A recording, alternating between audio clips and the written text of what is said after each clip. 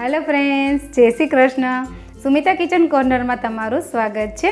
આજે આપણે બનાવીશું ફરાળી બરફી. આ મીઠાઈ બનાવવા માટે તમારે કોઈ પણ ચાસણી લેવાની ઝંઝટ નથી અને મીઠાઈમાં કોઈ પણ માવો અથવા તો મિલ્ક પાવડરની પણ જરૂર નથી અને ખૂબ જ સહેલાઈથી અને એકદમ ઝટપટ, એકદમ સુપર સોફ્ટ આ મીઠાઈ તૈયાર થાય છે.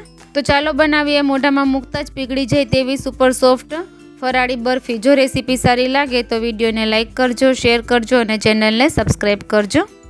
આ ફરાળી મીઠાઈ બનાવવા માટે આપણે આ રીતે મખાના લીધા છે. તો મખાના ક્રિસ્પી થાય ત્યાં સુધી તેને આપણે શેકવાના છે. તો આપણે તેને એક પેનમાં લઈ લઈશું. મખાના રોસ્ટ કરતી વખતે આપણે ગેસની ફ્લેમ મીડિયમ રાખવાની છે અને આ રીતે કન્ટિન્યુ ચલાવતું રહેવાનું છે. મખાનાના ઉપરનો કલર ચેન્જ ન થાય તેનું આપણે ખાસ ધ્યાન રાખવાનું છે. તો મીડિયમ ફ્લેમે આપણે 4 થી 5 મિનિટ મખાનાને આ રીતે રોસ્ટ કરી લીધા છે. હવે આપણે મખાનો ચેક કરી લેશું. તો મખાનાને આ રીતે હાથમાં લઈને પ્રેસ કરીએ તો એકદમ સરસ ભૂકો થઈ જાય છે. તો મખાના એકદમ સરસ ક્રિસ્પી એવા શેકાઈ ગયા છે. તો આપણે ગેસની ફ્લેમ બંધ કરી દઈશું અને મખાનાને એક પ્લેટમાં લઈ લેશું. હવે આપણે જે પેનમાં મખાના શેક્યા હતા તેને આપણે સાફ કરી લીધું છે અને તેમાં આપણે 500 ml દૂધ એડ કરશું.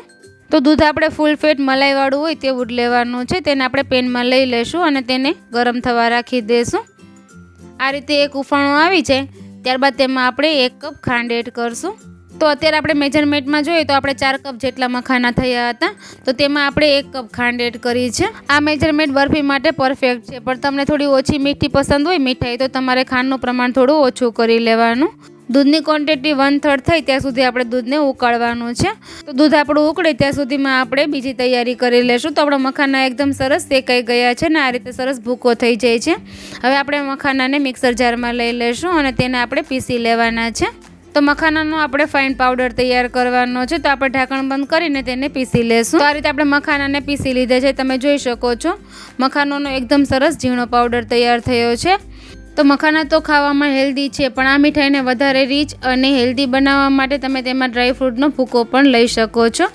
અત્યારે આપણે મીઠાઈનો સ્વાદ વધારવા માટે અડધો કપ ટોપરાનું છીણ લીધું છે. ટોપરાના છીણને પણ એકવાર પીસી લેશું. તો આ રીતે આપણે ટોપરાના છીણ અને મખાનાનો એકદમ સરસ પાવડર તૈયાર થઈ ગયો છે અને આપણું દૂધ પણ ઉકળીને તેની ક્વોન્ટિટીમાં અડધું થઈ ગયું છે. તો દૂધને આપણે હજુ ઉકાળવાનું છે. તેની ક્વોન્ટિટી 1/3 થાય ત્યાં સુધી અને ઉકળતી વખતે સાઈડમાં આ રીતે મલાઈ એકઠી થઈ તેને આપણે દૂધની સાથે મિક્સ કરતા જઈશું.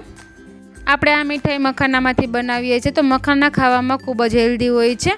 તો તમારે કોઈ વ્રત કે ઉપવાસ હોય તો આ મીઠાઈનો એક ટુકડો ખાઈ લેશો તો તમને આખો દિવસ એનર્જી રહેશે. તો દૂધ પણ આપણું એકદમ સરસ ઉકળી ગયું છે અને તેની ક્વોન્ટિટી તેના 3/4 ભાગ જેટલી થઈ ગઈ છે.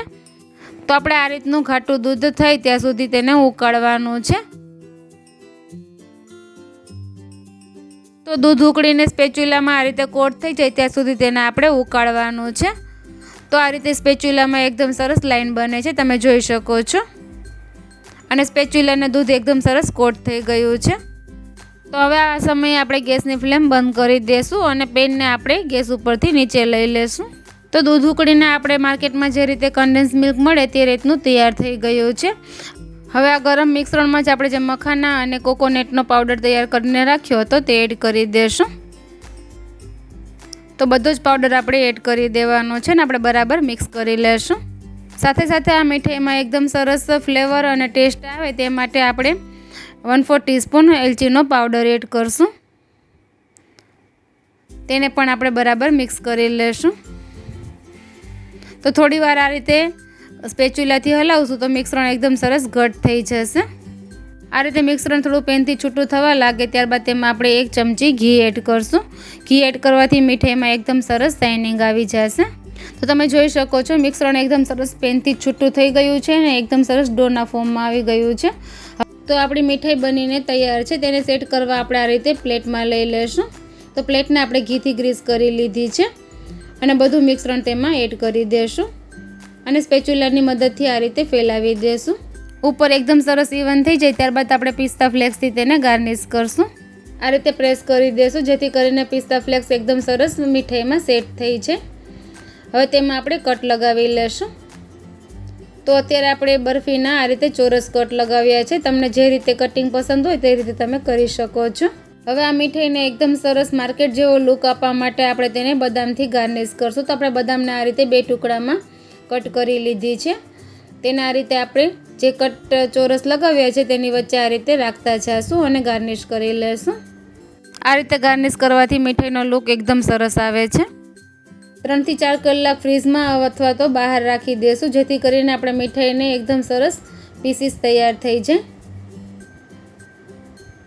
તો તમને એક મીઠાઈનો પીસીસ પણ બતાવી દો. અત્યારે આપણે સેટ કરવા નથી રાખી, હું તમને તરત જ મીઠાઈ બનાવીને તમને બતાવું છું.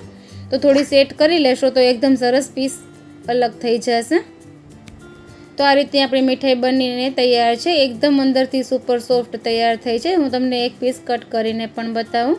તો એકદમ હેલ્ધી અને મોઢામાં મૂકતા જ પીગળી જાય તેવી આપણી સુપર ટેસ્ટી ફરાળી બરફી બનીને તૈયાર છે. તો ફ્રેન્ડ્સ, તમને આ ફરાળી બરફીની રેસીપી પસંદ આવી હોય તો એકવાર ચોક્કસથી ટ્રાય કરજો અને તમારા અનુભવ મને કોમેન્ટ બોક્સમાં જરૂરથી શેર કરજો. અને હજુ સુધી ચેનલને સબસ્ક્રાઈબ ન કરી હોય તો ચેનલને સબસ્ક્રાઈબ પણ કરી દેજો. બાય બાય ફ્રેન્ડ્સ, ફરી મળીશું એક નવી રેસીપી સાથે. Thank you for watching.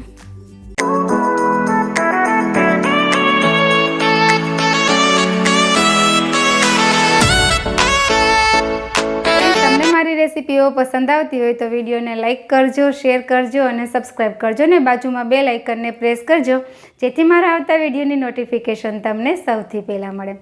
Bye bye friends.